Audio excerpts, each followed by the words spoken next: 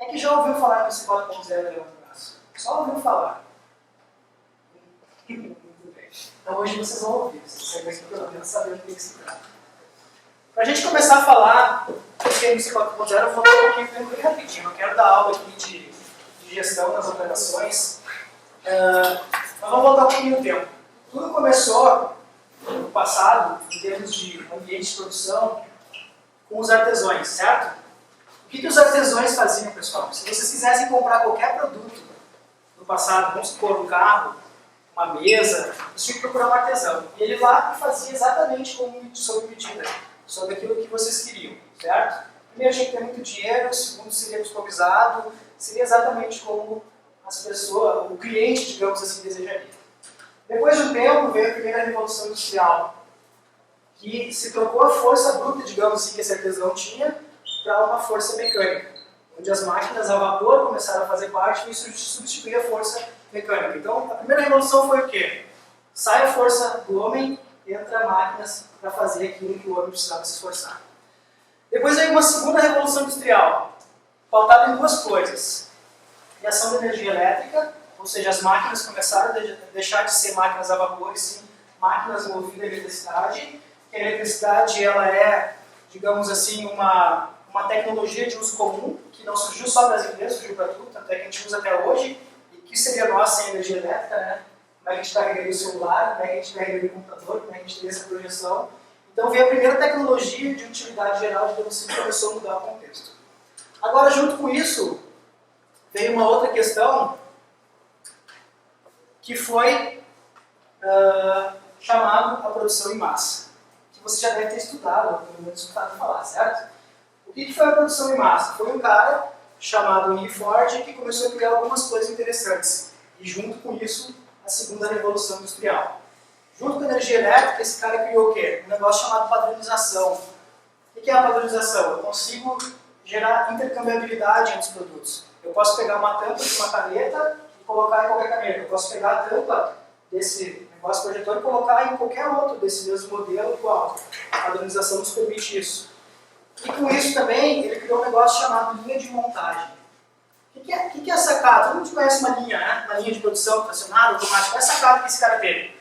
Até então, um artesão, ele produzia um determinado produto com o produto parado e os operadores se movimentando. Vamos supor que aqui tem um carro que nós estamos construindo, certo? Como é que a gente faz para construir esse carro? Eu vou lá, pego uma roda, pego essa roda para cá, monto aqui, vai lá, pega lá o banco, cada um vai montando determinada parte. O que acontece com isso?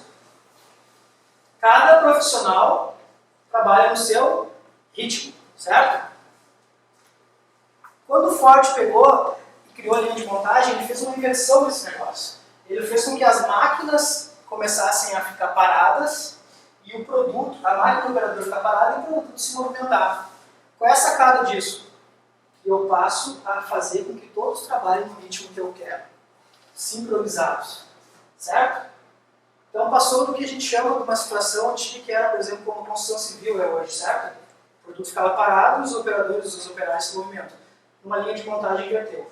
Com isso, para a gente ter uma ideia, ele conseguiu passar um chassi de carro que era produzido em 12 horas por um artesão, numa situação daquela que o produto fica parado, para 93 minutos na primeira linha de montagem que ele fez. 12 horas para mais ou menos 1h30. Olha a diferença que esse negócio gera. O que acontece? Essas duas coisas juntas, nova tecnologia, que é a energia elétrica, e um novo processo que triplicou a produtividade naquela situação, gerou um novo modelo econômico. Isso é importante a gente entender. O que vai dizer com o novo modelo econômico? Naquela situação, pessoal, naquela época, lá 1900 alguma coisa, a gente tinha pouca oferta e muita demanda. Você tinha muita gente querendo comprar carro e pouca gente conseguia produzir. Com o surgimento da produção em massa, tudo começou a ser produzido em grande escala, em grande volume, e esse negócio se inverteu. Eu comecei a ter mais oferta do que demanda. Na situação lá do Ford, quando eu tinha pouca oferta e muita demanda, quem detém o poder é o cara que produz, certo? Como é que eu defino o preço de uma situação dessas? Eu pego lá o custo que eu tenho, somo o lucro que eu quero, esse aqui é o preço. Ah, vocês acharam caro?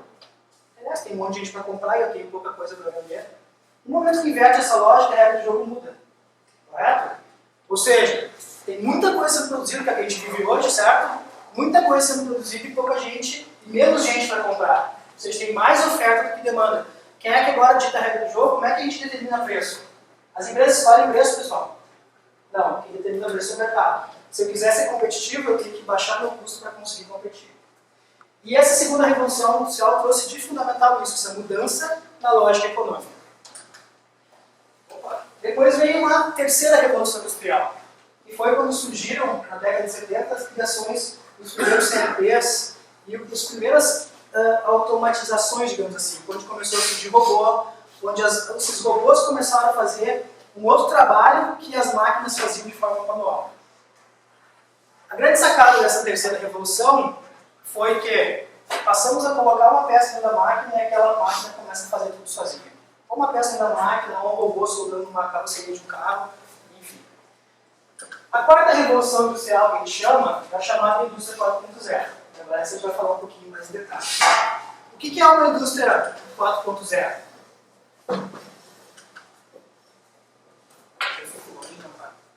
Resgatando aqui. Primeira revolução industrial, máquinas a vapor. Aqui tem o ano.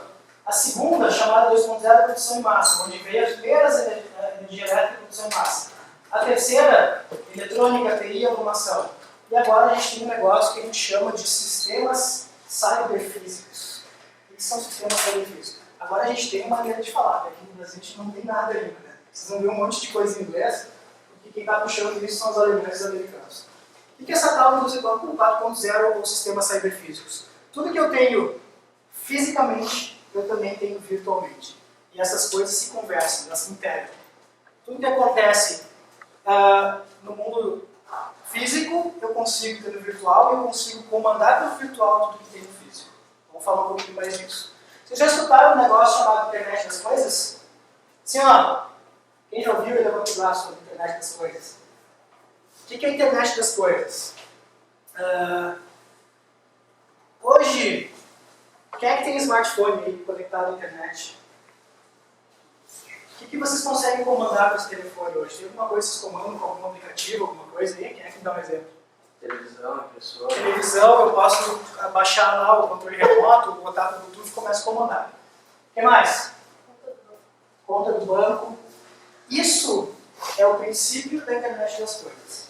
A gente tem um lado tecnologia, que são os computadores que surgiram, e a gente tem tem uma tecnologia que é o controle remoto que surgiu, que é a conta Internet Banking lá que surgiu, e eu começar a conectar as coisas para que todas elas se integrem, é o que se chama de internet das coisas. Então, numa situação completa, digamos assim, de funcionamento disso, nós teríamos o quê? Isso que vocês falaram um pouco, que é cada vez mais a digitalização da vida, ou seja, isso aqui no Brasil ainda é meio utópico, mas já existe, em outros países é mais tranquilo. Pô, estou saindo de casa agora, quero ir para casa, quero que o meu ar-condicionado esteja a, sei lá, 23 graus quando eu chegar no meu quarto, eu quero que a cena tenha as luzes, eu quero jogar o ar-condicionado no meu carro. Eu poderia fazer tudo isso no telefone, certo? Sim ou não? É possível? A tecnologia está aí.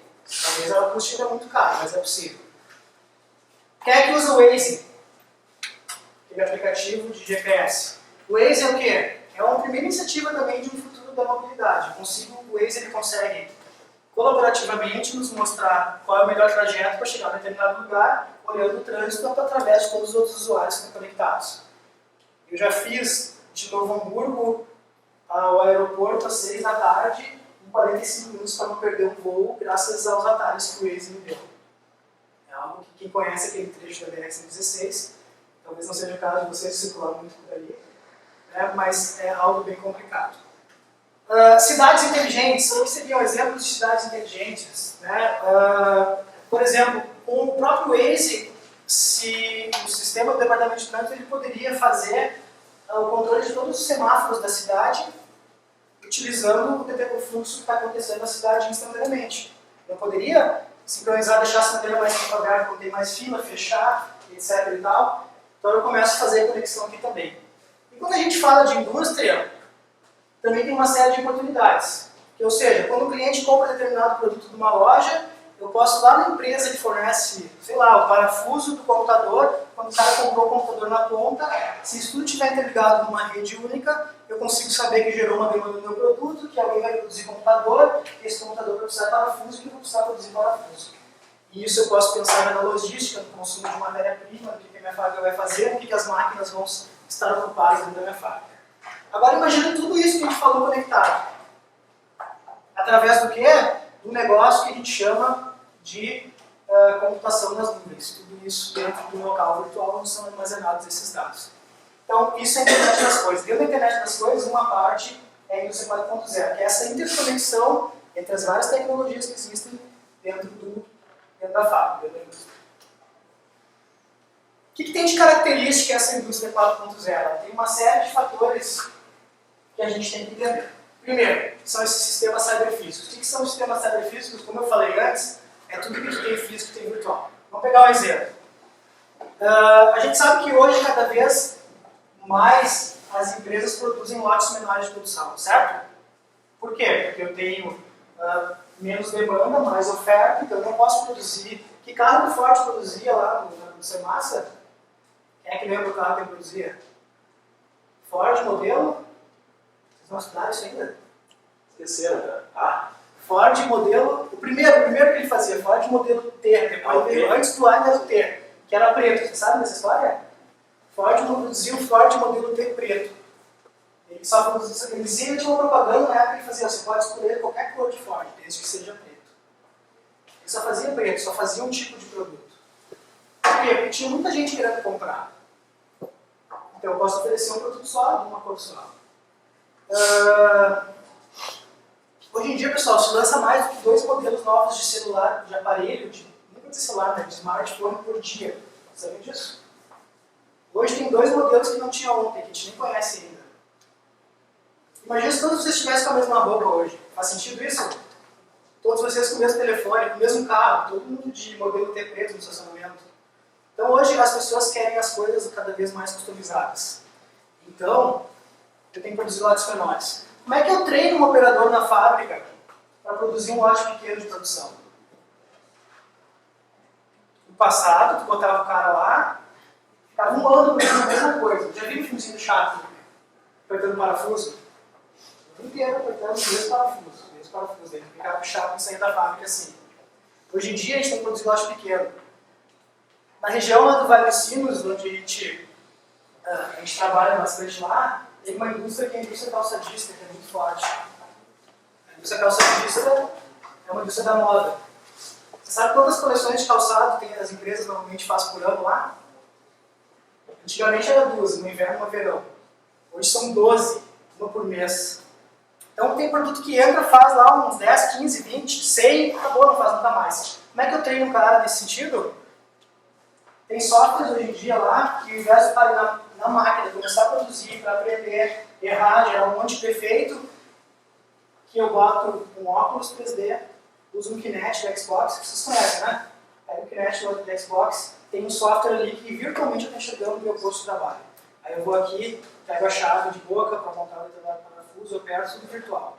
E eu aprendo virtualmente. Quando eu vou para o mundo real, que é igual àquele virtual, eu já sei fazer. Então eu não perco tempo errando com o produto real, cyberfísico. As máquinas e robôs são cada vez mais inteligentes. A tecnologia permite isso, que as máquinas cada vez consigam entender e aprender e saber tudo o que pode estar acontecendo dentro de uma fábrica. Se busca muito eficiência energética, sem desperdício, se fala muito na engenharia de produção de perdas. E quando eu tenho muita movimentação física, muita coisa para testar, para aprender, se gasta muito com isso. Muita virtualização, como eu acabei já comentando.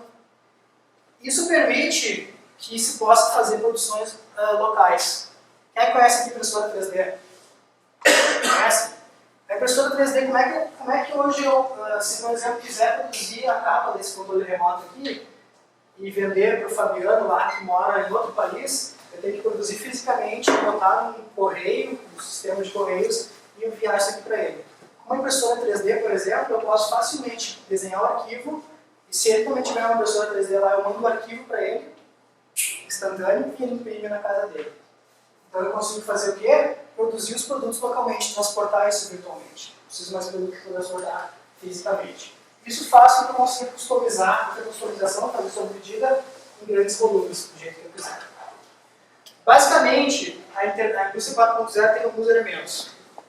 E, de novo, a questão é como a internet das coisas e conseguir conectar todas essas tecnologias. Então, por exemplo, já se fala em logística 4.0, que foi isso que eu falei, que eu, em vez de mandar para a Fabiana alguma coisa física, eu mando virtual. As impressoras 3D cada vez mais presentes dentro da fábrica, você tem que produzir um volume pequeno, para que eu vou construir uma máquina, um dispositivo, uma matriz, um processo? Eu vou lá e imprimo. Depois a gente fala mais um pouquinho sobre o que já tem de tecnologia nisso. Muitos sensores, RFID, tudo que é tecnologia possível para conseguir saber o que está acontecendo em tempo real. Pensa numa fábrica onde tu consegue saber onde está cada coisa, o que está se movimentando de forma online, sem precisar ter que acontece em muitas empresas, né, que fazem uns clientes, sabe? Liga o cliente pro fulano lá, ei cara, como é que tá meu pedido? O cara do comercial, né, que vendeu para ele, só um que eu vou ligar para o PCP. Aí o cara liga, cara do PCP, como é que tá o pedido do cliente tal lá, o cara tá me ligando enchendo o saco. Só um pouquinho que eu vou perguntar para a produção. Ele liga para o cara, esse cara comercial lá chato, enchendo o saco, como é que tá o pedido daquele cliente lá e tal? Só um pouquinho que eu vou ver. Desliga e vai para a fábrica procurar. Horas, dias depois, se encontrar, ele vai devolver a informação. Aqui na online, gente, onde é que está? Só um pouquinho. Abre o sistema, pode estar entrando na máquina, pelo cálculo aqui, vai demorar 2 horas e 13 minutos para ficar pronto. Deve chegar na expedição tal horário, vai te embarcar e chegar amanhã para ti. Entenderam a diferença? Big Data, vamos falar depois. Computação nas nuvens, eu já falei. Sistemas avançados de manufatura e todo esse controle que eu comentei com vocês, muitos robôs, cada vez mais robôs dentro das empresas. O robô hoje é muito mais barato do que era antigamente. E quando a gente fala de robô, já existem hoje, pessoal, robôs colaborativos. Eles são robôs colaborativos. Em muitas empresas, o robô tem que ficar dentro de um cercado por causa de questões de segurança, porque ele vai fazer movimentos bruscos. Hoje em dia tem robôs que trabalham lado a lado. Se ele tivesse uma mão, a gente complementaria de manhã. Se chegar perto dele, ele se afasta, porque ele tem um sensor para isso. Tem pessoas trabalhando lado a lado com robôs. Isso é cada vez mais comum e cada vez mais acessível. Veículos autônomos dentro da fábrica. Uma grande questão da indústria 4.0, que eu esqueci de comentar, é que na automação, quando a gente fala só de automação, a máquina faz tudo sozinha. Quando eu falo de indústria 4.0, que é a quarta revolução industrial, tudo acontece sozinho. O produto, quando sai de uma máquina, ele sabe para que máquina tem que ir sozinho. Como é que ele faz isso? Ele tem um RFID dele, que é um sensor de radiofrequência, que está se comunicando com o sistema, e lá no sistema tem um roteiro de produção. Olha, se saiu da máquina X, tem que ir para a máquina Y. Mas tem 3 máquinas Y. Essa aqui, a Y2 está mais ociosa, então vai para ela. Como é que eu chego nela? Eu tenho um sistema de GPS, eu tenho sensores que não deixam eu bater aqui, vou para cá, e vou lá e vou para dentro da máquina. Então não precisa ter gente para fazer isso. E isso totalmente conectado com os clientes, que também pode ter acesso a toda essa informação. O que muda, pessoal, nessa lógica? O que muda é o seguinte: até então, a gente trabalha muito com produto. Né? O que vale hoje, o que agrega valor das empresas é desenvolver produto, certo? Essas são coisas tangíveis. O que está mudando nesse cenário, e a quarta revolução industrial também traz uma mudança econômica significativa. Que não vale mais só produto hoje. O que vale muito são criações. O que tem valor em criação é tu criar, é tu desenvolver, e não o produto físico em si. O material não tem mais tanto valor quanto tem o que a mente cria. O músculo não faz mais sentido, está sendo substituído pelo cérebro, porque deixa força para os robôs fazerem, para as máquinas fazerem. As coisas também não valem mais tanto. O que vale hoje em dia são ideias. Exemplos de como é que esse mundo está mudando. Eu olhei hoje, tá? O Google está valendo 173,7, faltou 0,7 bilhões de dólares. O que é o Google, pessoal? Qual o produto do Google? Ponto de interrogação, isso é uma pergunta para vocês. Qual o produto do Google? Defina. Tem diversos, né? Oi? Tem diversos produtos. Diversos produtos, mas me dá um tangível, assim, que tu possa... Não, que tu possa pegar. Produto físico. celular. Celular. Bom celular do Google, quem é que tem celular da Google? O Google Glass, que ainda... Vejam, o que eles têm de valor, pessoal, é virtual.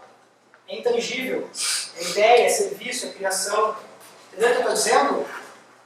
Se estima que hoje em dia cerca de 300 bilhões de dólares por ano não entra na conta do PIB dos países no mundo inteiro. Vocês estão entendendo isso? 300 bilhões de dólares por ano no mundo não entra na conta do PIB. Por quê? Porque tem muita coisa de graça, muita coisa colaborativa hoje em dia. Sim ou não? Quem de vocês compra aplicativo no celular com frequência? Compra, paga. E de graça, quem é que baixa? Como é que conta isso? Está rolando dinheiro quando está no aplicativo de graça ou não? WhatsApp, quem é que tem um WhatsApp aí? Todo mundo, né? Vocês pagam por ele? Quanto que vale o WhatsApp? Onde é que está esse dinheiro? Como é que isso se mede? Entendeu o que eu estou dizendo? O mercado da música, por exemplo, ele é metade hoje do tamanho do que é 10 anos atrás. Só que a gente tem muito mais acesso a música de boa qualidade na hora que a gente quer. Sim ou não? Então, a primeira característica que está mudando na economia é isso. O mundo está se tornando cada vez mais digital.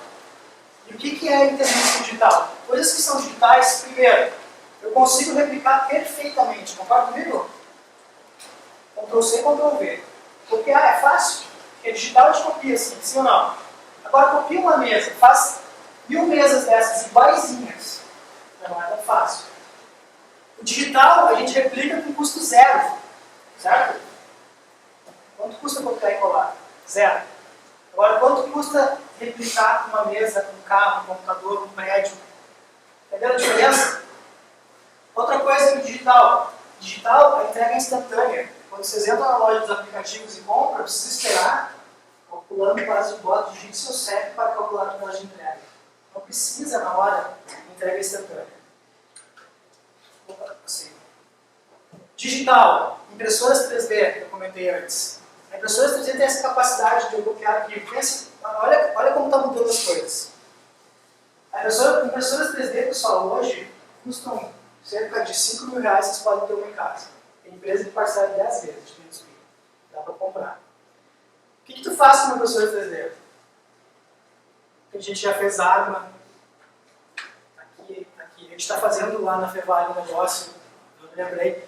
Esse aqui é um coraçãozinho, sabe? Esse aqui foi feito com uma 3D. Leva uns minutinhos, tu vai lá, desenha no computador, manda imprimir e sai impresso. Faz o que quiser. Tem algumas limitações de tecnologia, mas faz. Então, pensa, eu preciso produzir produto e vender? Não, eu posso produzir um projeto, um arquivo, e vender pela internet e transportar para o outro lado do mundo via a rede da internet e o cara imprime lá na sua casa, na sua empresa, onde quiser. Digital. Toda essa digitalização nos proporciona um negócio chamado Big Data. Ouviram falar disso?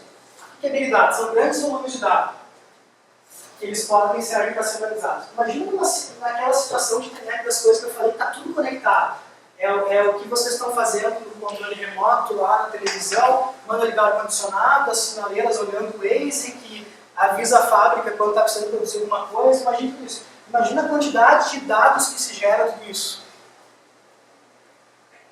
A gente pode começar a medir um futuro bem próximo no mundo como nunca foi medido antes. A gente pode saber comportamento de tudo e a coisa que acontece. Não rolou uns boatos esse tempo aí que o Facebook, não sei se é boato, talvez até seja, acredito que seja verdade, mas o Facebook sabe que todo mundo faz. É possível saber ou não? Sim, a gente está ali, ele olha o que tu curte, o que tu comenta, o que tu compartilha, o que tu posta, onde é que tu clica. Já perceberam quando vocês clicam numa notícia, saiu daquela notícia, nossa, tem mais umas 5 parecidas ali, como é que sabem disso? Ou quando vocês vão pesquisar no Google lá, bota, sei lá, um termo, diz aí a última pesquisa que você fez no Google. Não sei, botou não, botou o S e apareceu o I. Não foi assim? Se ele for precisar, não sei. Sim ou não? Já acontece isso? Por quê? Porque por volume de dados que tem por trás, ele sabe, se o cara botou um não e um S, provavelmente vai vir o E. Vai acertar? Não necessariamente, mas ele sabe o comportamento. Quando a gente começa a preencher um determinado texto, ele adivinha o resto, não é adivinha. Ele sabe onde procura. Grandes volumes de dados sendo analisados. Isso faz parte do que a gente diz de digital. Então, a primeira coisa que está mudando, o mundo está se tornando cada vez mais digital, certo? Segunda coisa, e eu quero fazer com isso um exercício com vocês. Todo mundo tem uma folha, pelo menos a cada 2, 3, pega uma folha qualquer, de caderno, de rascunho, Pode ser pequenininha, grande, peguem uma folha na mão. Ferrou, não tem ferrou. Ó, a gente pode dobrar isso aqui, né? Para esses caras do seu celular. É bem simples, tá? Quem não tem a folha na mão, imagina. Fica um pouquinho mais difícil, mas tá. Dobrem essa folha no meio, qualquer sentido. Dobrem uma vez no meio. Quem não tem, olha escolar. Imagina essa folha dobrando. Dobrem mais uma vez no meio. Vai ser a segunda. 2 vezes no meio. Dobraram a segunda, dobra a terceira vez. 3 vezes. Dobrem uma quarta vez. 5. Aqui está pequenininha, já começou a ficar ruim de dobrar. Se dobraram 5, algumas já vai estar ruim de dobrar. Pessoal, imaginem que vocês conseguissem dobrar 40 vezes essa folha. Digamos que vocês têm um papel grande o suficiente para dobrar ele 40 vezes. Certo? Presta um pouquinho. Vamos ver se dobrou? Sim. Com 5 está essa espessura aqui, certo? Se vocês dobrassem 40 vezes, que espessura ficaria essa folha? Vamos lá. Deduzam. Quanto acha? Quanto? Quanto? Eu quero um número. Quem diz aí? 100 metros. Amigos de time. Quanto? Quanto tu que dobrou aí? Chuta, que veio na cabeça, imagina, 40 vezes. Intuição, vamos lá. Quanto? 5, 6 centímetros. Vamos lá, quero mais números, vamos lá. Chuta, não é prova, não está valendo nota. Vamos ter problema errado. Quanto tu acha? 4 centímetros, 5, 6 centímetros, quanto falou mesmo? 100 metros.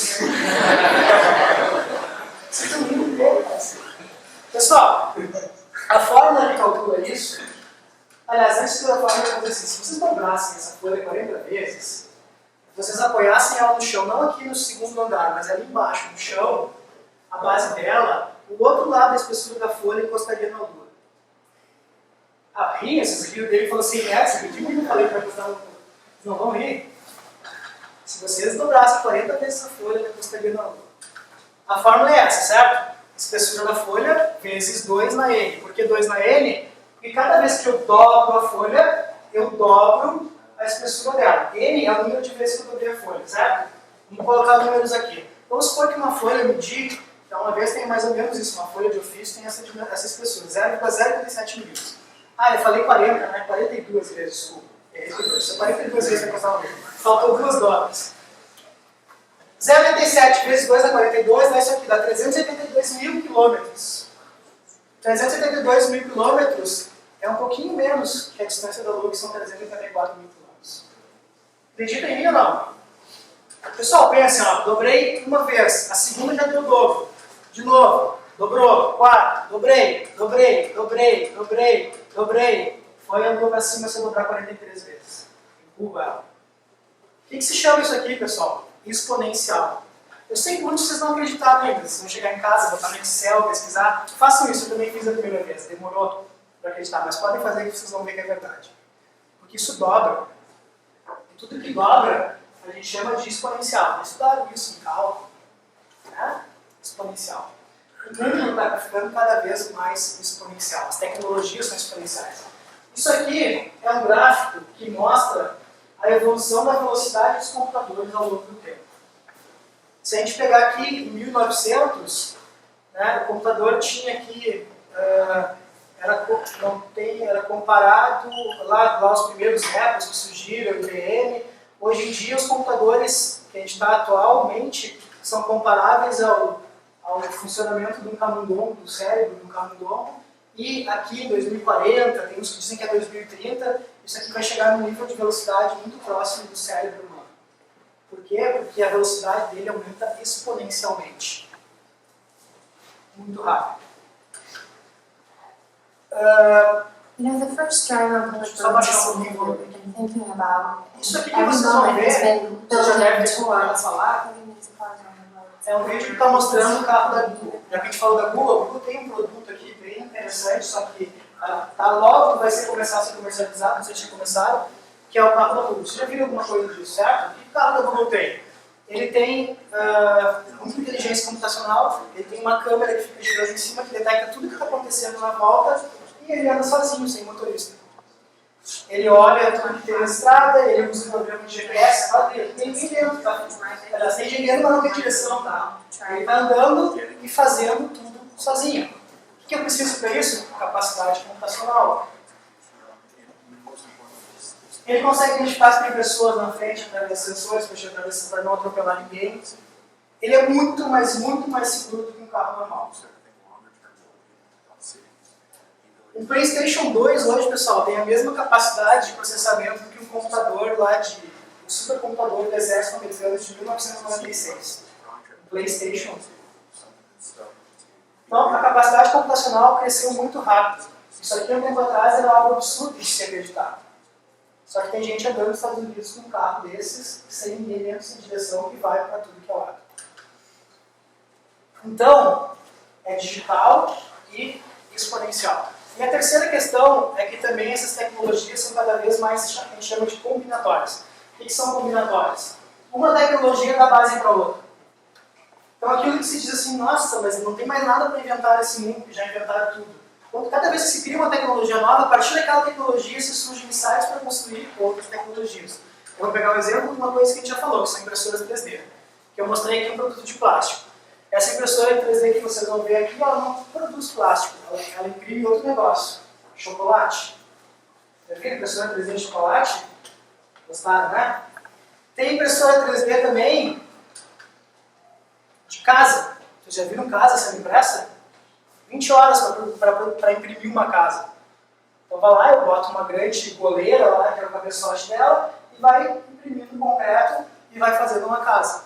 Se faz uma casa, o pessoal já fez casas em 20 horas, em nível de protótipo ainda. Aí quando a gente acha que o que foi inventado de impressão é tudo nesse mesmo princípio. Tem 3 eixos que se movimentam com as coordenadas e alguma coisa que estruda algum material, joga algum material, certo? Todas as impressoras têm mais ou menos o mesmo princípio. É plástico, é chocolate, é concreto, é carne, tem impressora que imprime carne, tem impressora que imprime comida. E aí os caras inventaram um outro tipo de impressora, que é essa aqui. Que é a Carbon 3D. O que é isso? Esse cara tem uma base aqui embaixo que emite raios ultravioletas de um líquido. Eles não divulgaram muito bem toda a tecnologia. E esse líquido, de acordo com os raios que são emitidos ultravioletas, eles vai se solidificando. Então veja que mudou a tecnologia, não é mais extrusão, não estou mais jogando material. Eu estou solidificando o líquido. E essa peça que vocês vão ver aqui, que é uma torre de miniatura, ela foi impressa nesse tipo de impressora em 6 minutos e alguma coisa. Essa aqui que eu mostrei para vocês, uma impressora 3D normal, a gente levou 8 minutos e meio para fazer esse negocinho aqui. Tecnologia gera mais tecnologia. Quanto mais a gente faz coisa nova, essas coisas novas dão base para fazer outras coisas novas. Quando a gente junta, pessoal, essas três coisas, que as coisas são digitais, exponenciais e combinatórias, o que acontece é que a gente chega numa situação em que os computadores são muito potentes, trabalham com situações digitais e que eles conseguem, através de novas tecnologias, fazer o quê? Com que as máquinas comecem a aprender sozinhas. Um exemplo bem simples, que não vai aparecer nesse vídeo, aqui é um robô da Honda chamado Asimo, talvez vocês já tenham visto alguma coisa dele, esses dias até jogou futebol com o Obama, deu uns passes de futebol pro cara. Ele interage, ele reconhece as faces do ser humano, aí o cara chega e cumprimenta, oi, tudo bom? Ah, eu quero ir em tal lugar, ele reconhece a voz, ele leva o cara em tal lugar, isso ele vai aprendendo. Uma situação bem típica é botar um robô para ele pegar um copo. Você bota para ele, por exemplo, ele vai lá e pega um copo de vidro. Ele colocou a força e pegou o copo de vidro. Aí você dá para ele, olha que um copo. Só que esse aqui é de plástico, mas é o mesmo formato, copo, ele vai lá e pega e ele já sentiu que quebrou. Então ele aprendeu que esse copo, quando tem essa coloração, esse tipo, que é mais ou menos o que o cérebro da gente faz, certo? Eu tenho que aplicar menos força. Isso que eu consigo com que os robôs eles comecem a aprender. Aqui ele está atendendo 3 pessoas. O som está baixo, mas os 3 caras fizeram um pedido de bebida ao mesmo tempo para ele. E pelas diferentes vozes, ele conseguiu interpretar as 3 frases ao mesmo tempo e ele vai lá buscar as 3 bebidas diferentes dos caras. certo? Os robôs, as máquinas hoje têm essa capacidade também de aprender, de absorver o que está acontecendo como se fossem seres humanos e começando a aprender. Ele caminha meio estranho, né? Eu esqueci de falar um detalhe aqui. Não sei se vocês já ouviram falar de um computador chamado Watson, da IBM. Tem um programa americano de perguntas e respostas chamado Jeopardy. E a IBM criou um computador para disputar, tipo, esses programas que tem, o cara vai lá, competição, dá dinheiro, faz perguntas de conhecimentos gerais. E a IBM criou um robô para disputar com as pessoas. E o robô, ao longo de 7 anos, ele foi aprendendo com o programa, os caras começavam a colocar todas as informações e ele tinha capacidade de buscar na internet as perguntas que surgiam. E na internet tem muita coisa, ele separava o que é bom, o que é ruim, o que é certo e errado. E em 7 anos ele aprendeu tudo o suficiente e foi para o programa e ninguém ganhava dele. Ele acertava todas as perguntas que o programa fazia. 7 anos é uma criança, né, gente? Recém entrou na escola. Então, um computador de 7 anos aprendeu tudo o que precisava para ganhar de adultos. O que acontece? E agora eu vou começar a fazer o link com o que a gente precisa pensar no engenheiro daqui para frente. Isso aqui é um gráfico desse cara aqui, esse Eric, eu nunca sei falar o sobrenome dele, que é Brian Jofson, isso foi que eu acertei? É alguma coisa assim. Ele é um americano que escreveu um livro chamado A Segunda Era das Máquinas, né? Que é a quarta revolução industrial também. Então ele estudou que o nível de produtividade ao longo dos anos ele vem numa crescente, certo? Quase que linear aqui. E essa linhazinha que está em laranja são os postos de trabalho, os empregos. O que está acontecendo? Até então, mais ou menos aqui, no início da época passada, essas duas coisas andavam mais ou menos juntas. O que aconteceu agora é que está tendo um descolamento. Ou seja, o nível de produtividade continua crescendo, só que cada vez menos gente nas indústrias. Isso não é muita novidade, a gente já sabe que cada vez tem menos emprego, a tecnologia ela avança. E agora, o que fazer com isso? O que a gente tem que fazer quando um cenário desse acontece? Primeira coisa é, não dá para ficar brigando com os robôs e com as máquinas, porque senão a gente perde. O computador da IBM, em 7 anos, aprendeu que os adultos ficam a vida inteira para aprender e não conseguem.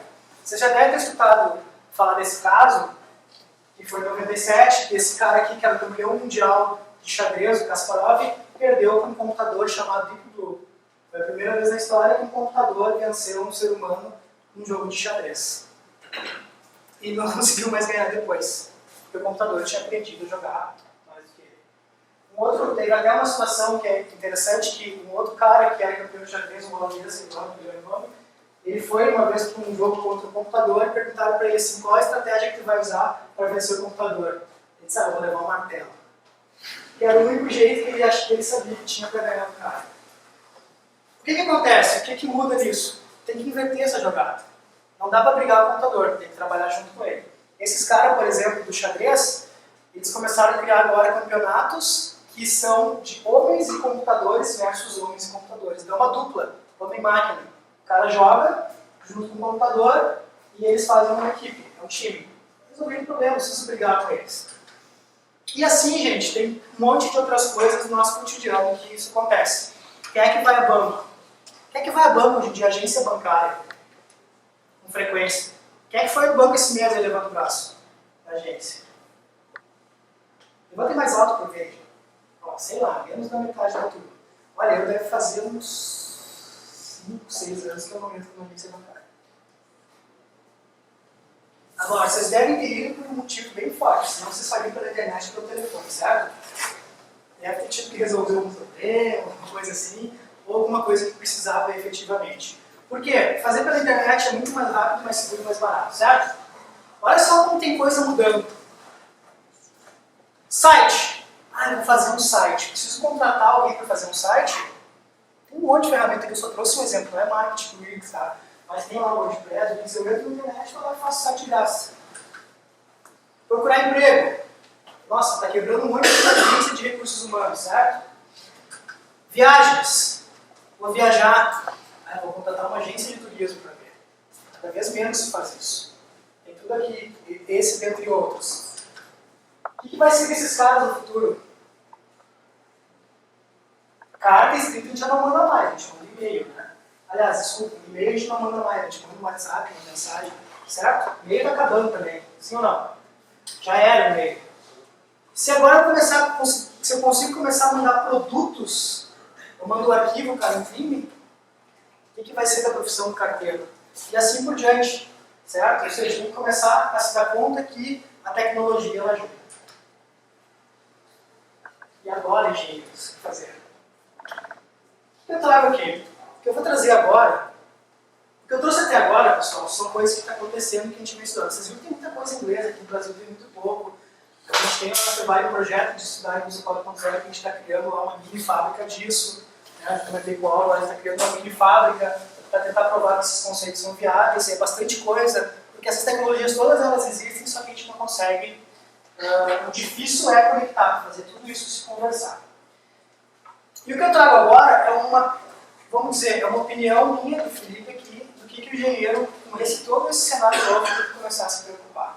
O que se espera do perfil de engenheiro?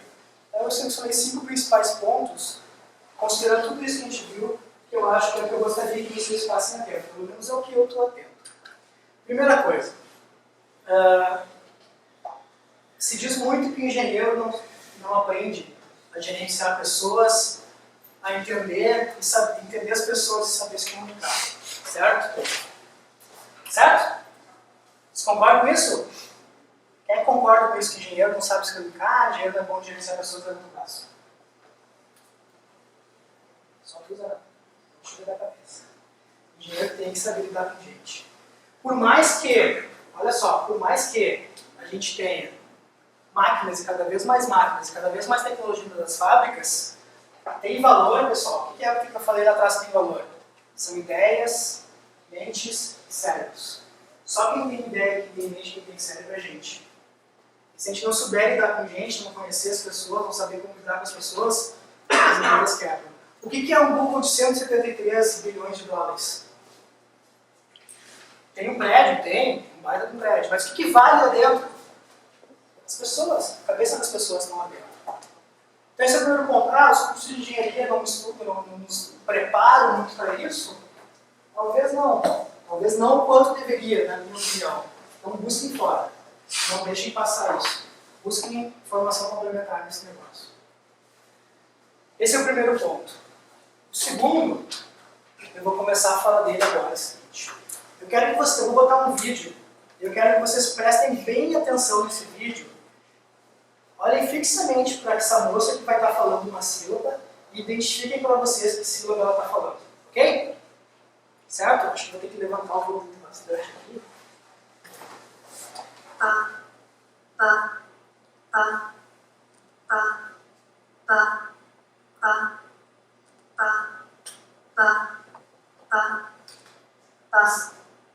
Opa.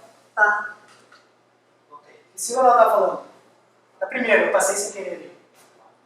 Que letra? Qual é a primeira letra da sílaba? Qual é a primeira letra da sílaba? P de pato. Todo mundo escutou falar pá? Ok. Agora a gente vai falar nessa sílaba.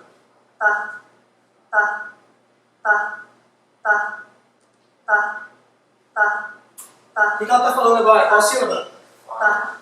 Uma letra? Começa com a letra? Todo mundo escutou Fá, certo?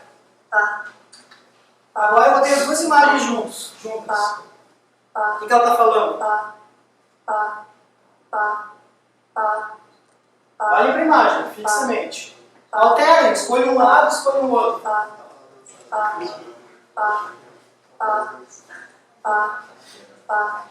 que ela está falando? Pá ou Fá? Como assim os dois? Tem que sair daqui. Feche os olhos, sem olhar para a imagem.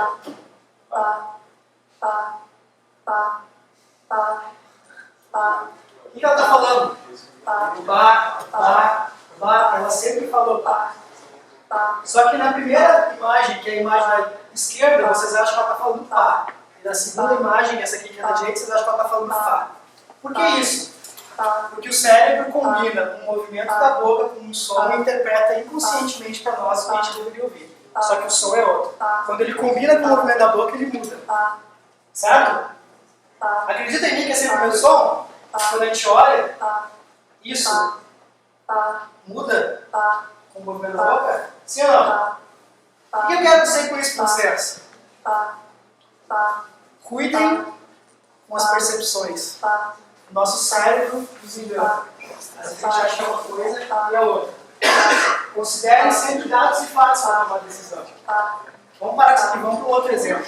Bem rápido, vocês têm que responder. Vocês têm que entrar em uma dessas 3 portas aqui, tá?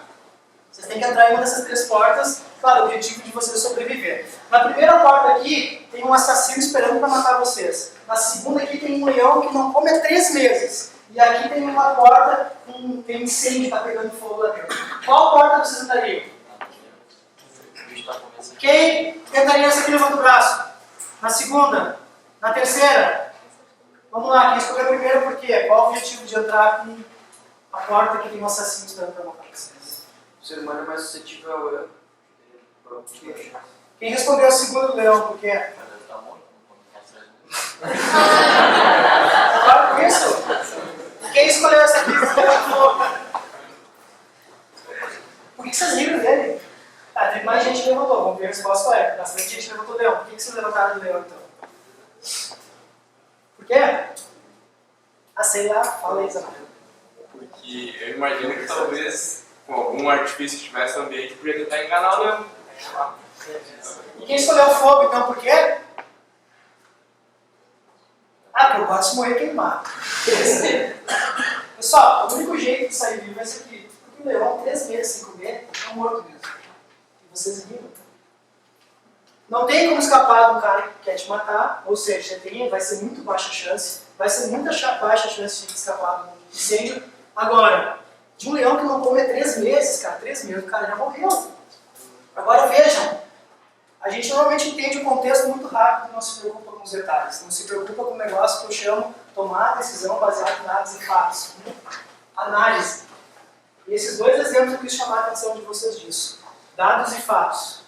Isso vale no exemplo da folha dobrada também. Dados e fatos vão mostrar para vocês, se dobrarem 42 vezes, vocês vão empurrar a folha para cima. Só que se for percepção, jamais vocês vão acreditar nisso. Certo? Vocês que estudam engenharia, me digam, vocês acham, vou fazer uma pergunta, vocês só tem que responder sim ou não. Vocês acham que é possível um fio e uma pilha, uma bateria comum, acender uma lâmpada? Quem acha que sim, levanta o braço. Quem acha que não é possível, levanta o braço. Quem não tem ideia nenhuma, levanta o braço. Nenhuma das alternativas anteriores, levanta o braço. Sim, dá para acender. Dá para acender. Sim, dá para acender. Eu tenho energia, eu tenho condutor, eu tenho energia, eu tenho condutor, eu tenho uma lâmpada que recebe energia.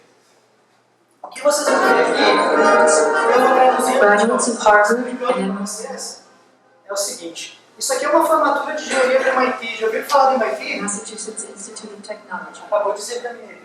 É a maior universidade mais principal de área de ciências exatas e tecnológicas do mundo.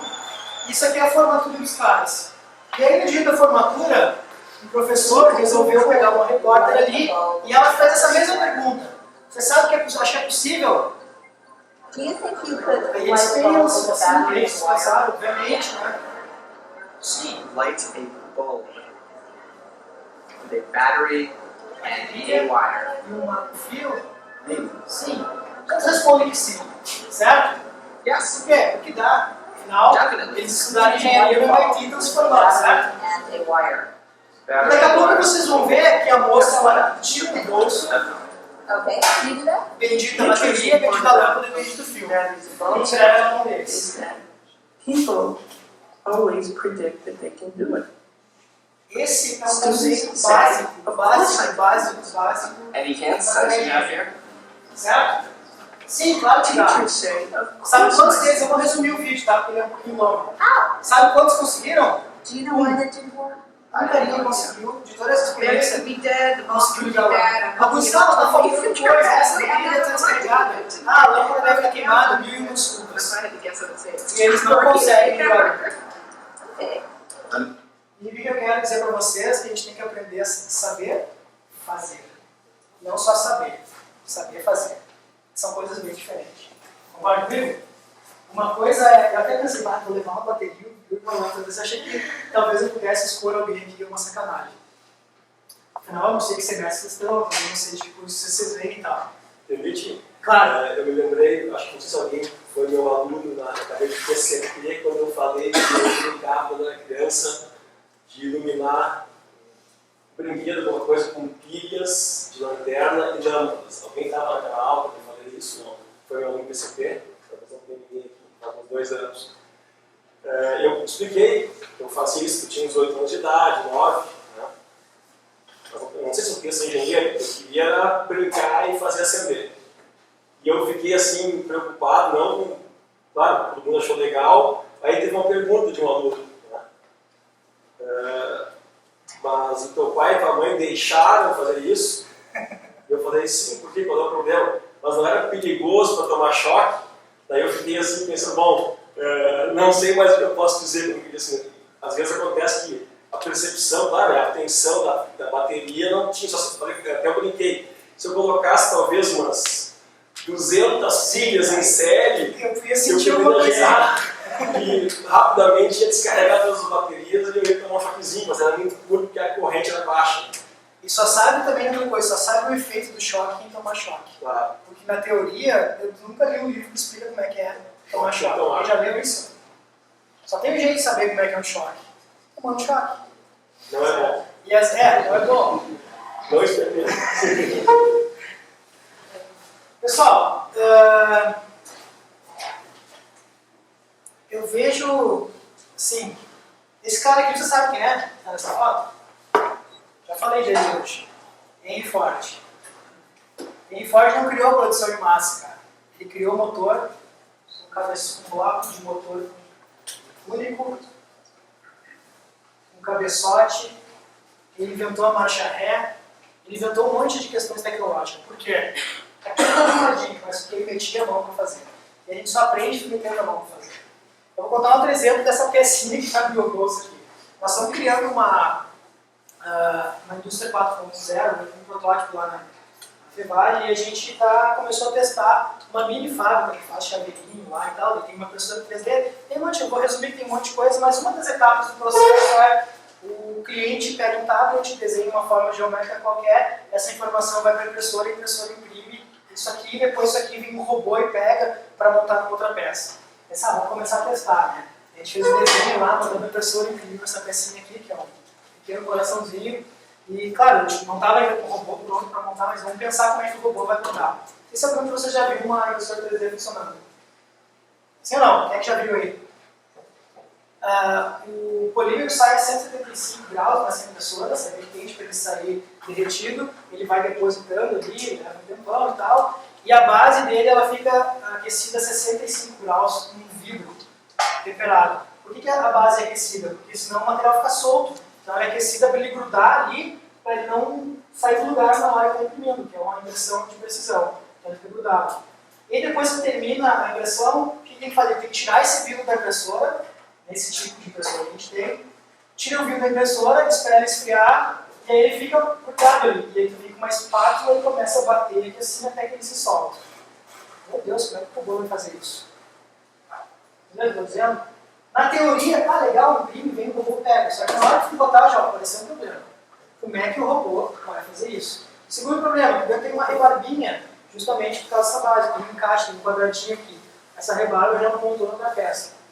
Como é que o robô vai pegar um estilete do bolso e tirar a rebarbinha? Entenderam? O problema real, ele aparece quando a gente faz, quando a gente mete a mão. Então a gente tem que aprender a fazer as coisas. Botar a mão e fazer as coisas. Vamos fazer um outro exercício aqui, eu quero que vocês se de pé, por favor. E prestem bem atenção na orientação que eu vou dar para vocês. Prestem bem atenção. A gente não está explicado que vocês estavam sentados aí, vocês não vão me ver, mas agora olha só.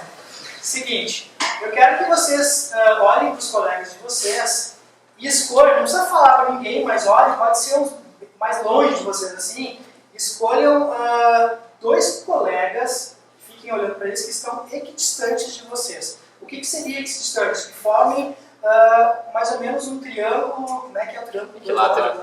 Equilátero. Não, é isósceles, que é só os 2 lados, a base não precisa ser igual.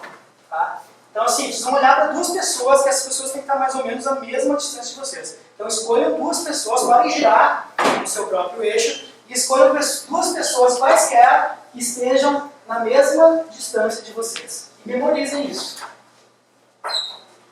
E não vale eu que eu vou ficar movimentando, tá? Escolha duas pessoas. Todo mundo já escolheu?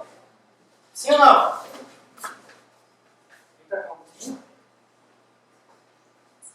Pode ficar aqui. Também aqui mais pra cá. Agora eu quero que vocês continuem, provavelmente alguns de vocês estavam olhando para essas duas pessoas se movimentar. Vocês têm agora que fazer o quê? Se movimentar para manter a mesma distância das mesmas duas pessoas que vocês estavam olhando. Vai ser um caos. Vamos lá! Vocês têm que se movimentar para ficar a mesma distância das mesmas duas pessoas que estavam olhando. Não vale me enrolar, porque eu sei que vocês têm que se mexer. Ninguém mais está olhando para os colegas aqui? Não?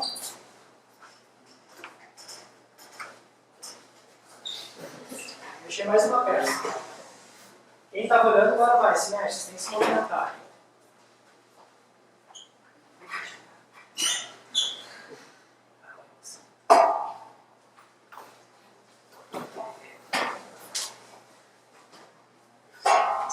Vocês têm que ficar a mesma distância das duas pessoas que estavam olhando.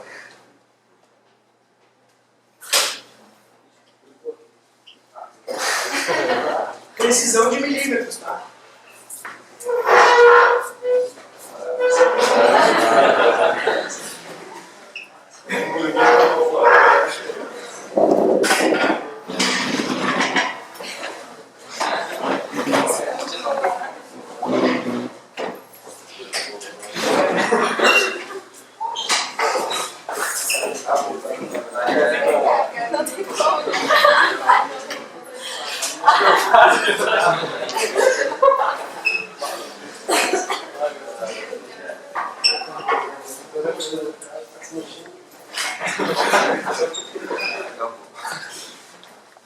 Pessoal, beleza, valeu.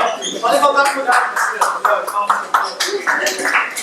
O que vai acontecer a partir de agora? O que vocês acham que vai acontecer? A gente já parou em algum momento? Sim ou não?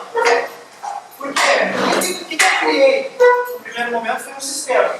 O que é um sistema? É um conjunto de várias partes que estão conectadas. Certo? Eles criaram um sistema. No momento que a gente mexe uma ou poucas partes do sistema, eu altero o sistema como um todo. Concorda comigo? O mundo é sistêmico ou não? Por mais que a gente, inclusive como engenheiro, seja, de certa forma, treinado, educado para pensar de forma linear, o que é pensar de forma linear? Causa e efeito. Se eu faço isso, então aquilo. Né? Você já ouviu lá diagrama de Chicago? Diagrama de causa e efeito, então se eu tenho uma causa, eu acho que se eu tenho um efeito, eu acho a causa, resolvo aquela causa e resolvo o problema. Nem sempre é assim. As coisas elas têm uma relação mais complexa do que a gente imagina, porque tudo está conectado, certo? Então a gente tem que aprender a pensar sistemicamente. Quem é que já assistiu a um filme chamado O Efeito Borboleta? O que é a história desse filme? Quem lembra aí? Ele olha para uma foto, e ele consegue voltar no momento em que ele está. Ele volta no tempo, ele tem o poder de voltar no tempo, lá, através da imagem, e aí ele consegue, cara, voltar no tempo, e esse cara tem a ideia do seguinte: nossa, eu vou voltar lá atrás, então eu vou mudar uma coisa que eu não gostava no passado, para resolver uma coisa do futuro. No futuro não, no presente. Só que quando ele muda aquilo no passado, ele muda a vida inteira dele. Quando ele volta para o presente, ele está numa vida completamente diferente. Ele diz: não, mas isso aqui não está legal. E aí ele volta de novo, tenta mudar mais alguma coisa e ele nunca mais consegue voltar para aquela vida. Vale a pena assistir esse filme. Esse filme tem muito de pensamento sistêmico por trás. Ou seja, todas as partes estão conectadas, pessoal. Isso vale para qualquer coisa. E na minha percepção, o engenheiro ele tem que ter essa visão. Principalmente nos dias de hoje. A gente tem que entender que quando a gente toma uma ação dentro de uma empresa, dentro da vida da gente, qualquer âmbito, essa ação ela vai se propagar para diversas coisas.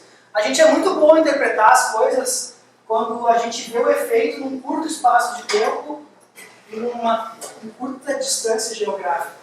Agora, como é que eu sei o impacto que as minhas decisões vão dar daqui muito tempo à frente? Ou muito longe de mim? Entendeu o que eu estou dizendo? Pensar sistemicamente e olhar todos os aspectos. Todo projeto que vocês forem fazer, todas as ações que os profissionais forem fazer, tentem enxergar de vários pontos de vista diferentes, várias perspectivas diferentes. Sistemicamente.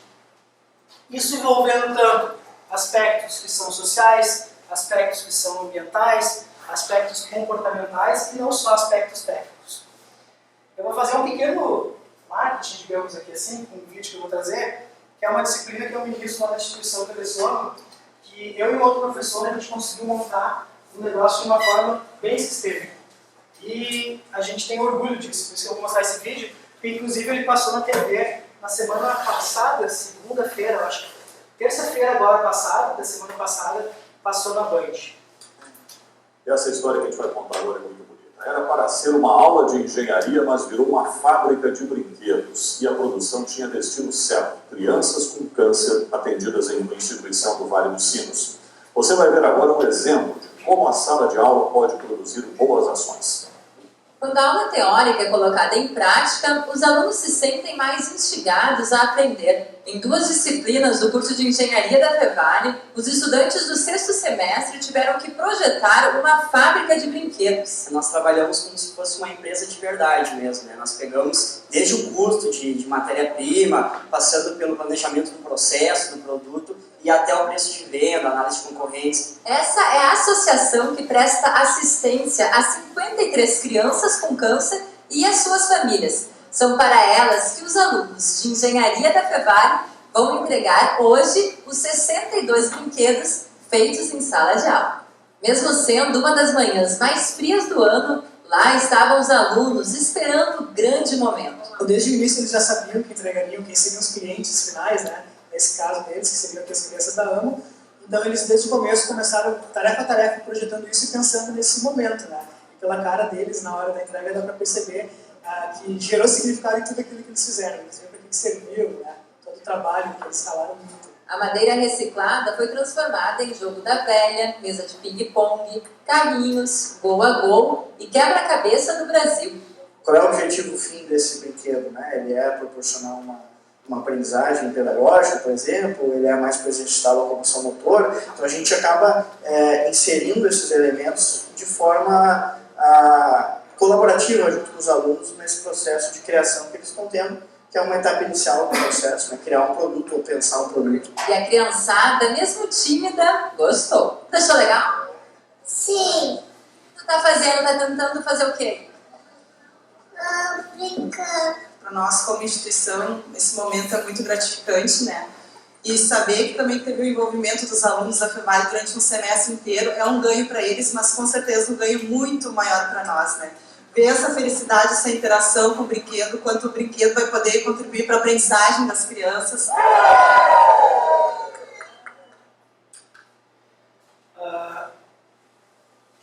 Fazendo uma balada, a gente pensou de forma sistêmica nesse projeto aqui. Faz 1 ano e meio que a gente diz aqui no terceiro semestre. E esse ano deu uma mídia que a gente nem esperava. Isso saiu no jornal INH, que é o jornal da cidade, saiu no jornal do comércio, saiu na Band. Então a gente ficou surpreso, a gente analisando o que a gente estava fazendo, a gente pensou muita coisa de forma sistêmica, não sei se vocês perceberam. A gente pegou um aspecto ambiental, a gente usa resíduo de madeira, a gente juntou metodologias de ensino diferentes, que eles aprendem na prática, tudo que eu falei do saber fazer, de botar a mão na massa. A gente pensou numa ação social, se nós vamos fazer uma fábrica na aula, o que a gente vai fazer? Fazer produto para depois jogar fora, vai ficar, vamos dar para alguém, levar felicidade para alguém. Então a gente pensou numa ação social e talvez o fato disso tudo ser tão sistêmico como a gente pensou, eu e o Ariel, que é outro professor ali, esse negócio teve bastante repercussão. Então pensa, pessoal, sempre pensem de forma sistêmica. Essa é uma dica que eu deixo para vocês. E por último, o quinto e último ponto que eu queria chamar a atenção de vocês tem a ver com isso aqui que está aqui nesse slide. Só um slide que fala disso. Isso aqui é um site, se você botar no Google da internet, em real time, ele mostra, no momento que vocês clicam, vai contando o tempo e vai atualizando tudo o que está se gerando de conteúdo nas principais redes sociais do mundo. Tá? Isso aqui eu dei um print na tela com 60 segundos. Tá? Quando tu abre o site, está zerado, andou 60 segundos eu parei. Então, alguns números só, em 60 segundos, 128 horas foram subidas para o YouTube, foram feitos uploads no YouTube. Foram feitos 364 mil tweets em 60 segundos. criaram 700 novas contas. A gente está falando de 1 minuto. Nem sei, 1.488.000 minutos usados no Skype, somados naquele 1 minuto que eu deixei contando tempo. Vamos pegar outras coisas. Google, 294.000, quase 295.000 pesquisas.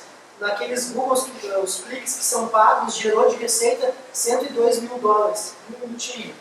E mais, Facebook gerou 384 GB de informação. Olha o número de mensagens enviadas no WhatsApp em 1 minuto no mundo. 1 bilhão, não, 14 bilhões de mensagens em 1 minuto de mensagens enviadas no WhatsApp. Instagram, quantos likes, comentem, aqui vocês podem ver outras coisas. Horas de filmes assistidos na Netflix. O que significa tudo isso, pessoal? Tem muita, mas muita informação, muito conteúdo sendo gerado. Muito. Isso dá uma certa angústia e aflição, porque quando a gente começa a estudar alguma coisa, parece que aquilo que tu estudou quando tu terminou de estudar já virou passado. É ou não é? Cara, tem gente que olha aqui assim, meu Deus, troço que eu nem sei o que é, cara. Eu não sei o que é esse T aqui. Eu não sei o que é isso aqui. Alguém sabe? Não sei o que é isso aqui. Eu já olhei, meu Deus, tem coisa que eu não sei o que é. E sei lá, daqui a pouco passou um mês, eu tenho mais coisa que eu não sei o que é. Tem muito conteúdo, muita informação sendo gerada. Quando eu digo assim que dá uma certa angústia, porque quando a gente aprende uma coisa parece que já virou ultrapassado, a triste notícia é que isso é verdade. É realmente verdade. Quando eu estava montando essa apresentação, essa é a primeira vez que eu faço essa palestra aqui, eu tinha essas ideias tudo, mas eu consegui. O Álvaro me fez um favor, que eu consegui organizar tudo isso. Eu comecei a falar de impressora 3D e eu descobri que ela cabe no 3D. Eu não conhecia aquela impressora. Eu disse, meu Deus, deixa eu ficar pensando, deve ter alguma outra já aí que eu não achei também que já existe. E o que eu quero dizer com isso? Para mim, o quinto ponto é que a gente tem que saber aprender. A gente tem que aprender a aprender sozinho. Não adianta achar que só, e isso é importante, que só um curso de graduação, cursos que a gente faz na empresa, cursos que a gente faz fora, vão dar conta de gerar aprendizagem, porque a informação ela é muito rápida. Né? Eu também sou coordenador de curso como Álvaro, e a gente sabe que um aluno leva lá uma formação de engenharia, no melhor dos hipóteses, uns 5 anos na aula. Cara, em 5 anos muita coisa aconteceu, muita coisa mudou. E a gente, infelizmente, não consegue atualizar o currículo tão rápido assim. Seria uma maravilha se todo semestre a gente pudesse mudar o currículo todo. E eu acho que a gente também não conseguiria, porque a gente também não teria conta de saber tudo que surgiu de novo. Mas a verdade é o seguinte, acontece muita coisa, tem muita informação disponível. O que a gente tem que saber é separar informação boa de informação ruim. Assim como tem muita coisa ruim na internet, na rede, tem muita coisa boa também. E o grande segredo é aprender a fazer isso. É saber se desenvolver sozinho. Tudo isso que tem de indústria 4.0 aqui, eu sou um grande sabedor disso. O Fabiano, que é meu colega lá, também estuda isso com a gente, o Matheus também, a gente tem mais outros professores lá e colegas que também trabalham com isso. A gente não fez curso nenhum disso, isso aí foi tudo coisa, vai atrás, busca na internet, procura artigo, olha vídeo, vê não sei aonde, conversa com não sei quem, aprendendo sozinho, é saber buscar informação. Acho que esse também é um grande diferencial. Então, espero que vocês tenham aproveitado e gostado aí dos insights. Se eu deixei vocês preocupados com o futuro, eu fico feliz. Se eu deixei vocês antenados com alguma coisa, eu fico feliz. Se eu deixei vocês com vontade de fazer alguma coisa diferente, quando sair daqui eu fico mais feliz ainda. Aqui está o meu contato para quem quiser mandar e-mail. Aqui está o que o Álvaro falou, né, o Minuto Gemba, que é um projeto que eu tenho, tem uma página no Facebook, tem um canal no YouTube que tem vídeos, dicas de engenharia de produção, que a gente faz uns vídeos e coloca lá. E aqui está o meu contato. Estou à disposição para perguntas que vocês queiram fazer. Certo?